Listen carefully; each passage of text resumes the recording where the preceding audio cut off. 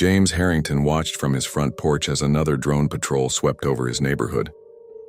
Just 3 years ago, this quiet Virginia suburb had been free of such surveillance. Now the mechanical hum was as common as birdsong once was. Curfew reminder. All citizens must be indoors by 20 hours.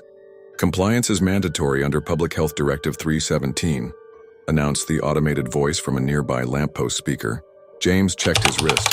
The mandatory health tracker showed 1942. He had precisely 18 minutes to finish his coffee before the algorithms flagged him as non-compliant. The coffee, a synthetic blend since real coffee had been classified as a high-carbon luxury item, tasted medicinal. But it was all that was available through his allocated ration points. How quickly things had changed. It started with the Gates-Davos emergency in 26. What the corporate media initially reported as an unprecedented data breach eventually revealed itself as something far more calculated. The entire global financial system had been simultaneously attacked, or so they claimed. Markets crashed. Digital banking collapsed.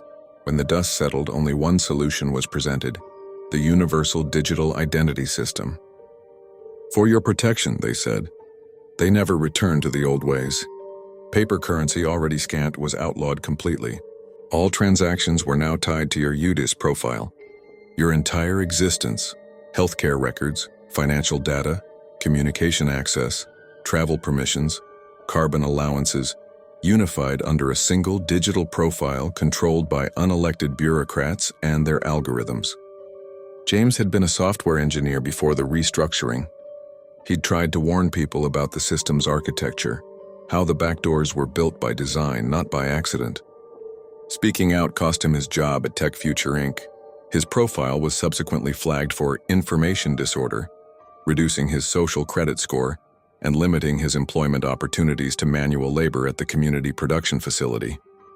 Now, as he watched the sun setting behind the carbon capture towers that dominated the skyline, his UDIS device buzzed. Alert! Your scheduled view screen compliance is overdue.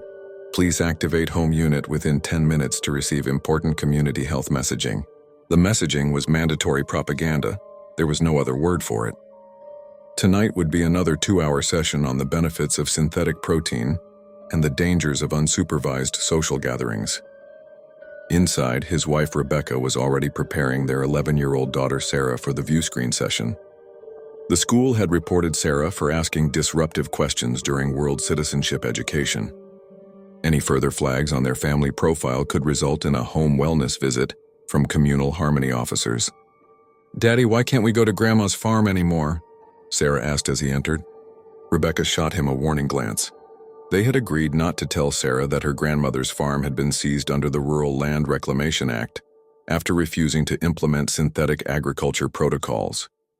At 72, James's mother now lived in an elder care efficiency unit in the city, where her carbon footprint could be properly managed. "The travel permits are complicated right now, sweetheart," James said carefully. "Maybe once our family compliance score improves." The view screen flickered to life automatically at 20. The familiar face of Dr. Elizabeth Porter, Global Health Communications Director, appeared with her practiced smile. "Good evening, citizens. Tonight we celebrate 3 years of safety under the emergency protocols. Thanks to your compliance, we've reduced independent mobility by 71%, resulting in a healthier, more sustainable world." James felt the familiar knot in his stomach tighten as the propaganda washed over his family. He caught Rebecca's eye, and in that momentary glance they shared what couldn't be spoken aloud, the understanding that they were living in an invisible prison, constructed not with bars, but with algorithms, surveillance, and the subtle threat of being unplugged from society itself if they dared question the narrative.